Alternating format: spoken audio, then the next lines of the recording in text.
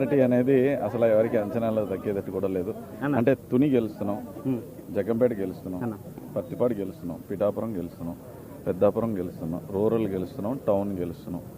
ఇంకా మెజారిటీ అనేది అందరికీ వచ్చే మెజారిటీ కలిపి నాకు వస్తుంది. ఎవరి మెజారిటీ ఎంత అనేది కళ్యాణ్ గారి మెజారిటీ, అధినేత పవన్ కళ్యాణ్ గారి మెజారిటీ ఎంత అనేది, అంటే మెజారిటీ అనేది ఆల్మోస్ట్ అందరిది 7 నియోజకవర్గాల్లో ఎంత వస్తుందో అంతే మెజారిటీ నాకు కూడా కలిపి వస్తుంది.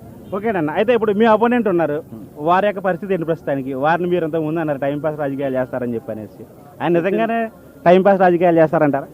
చెప్పిన తర్వాత కూడా నాకు ఎక్కడ పబ్లిక్లో కనబడలేదు. క్యారవాన్స్ తెచ్చుకున్నారు, ఒకటి చిన్నది ఒకటి పెద్దది. మీరు ఏమైనా మాట్లాడాలంటే నేను ఇలా బయట ఉంటాను, ప్రజల మధ్యలో ఉంటాను, నాయకుల మధ్యలో ఉంటాను.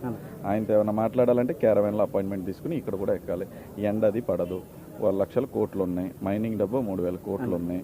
సో ఆయనకి స్టేటస్ కోసం ఎంపీ అనేది ఏదో కావాలని చెప్పి ఏదో చేస్తున్నారు తప్ప ప్రజల్లో తిరిగే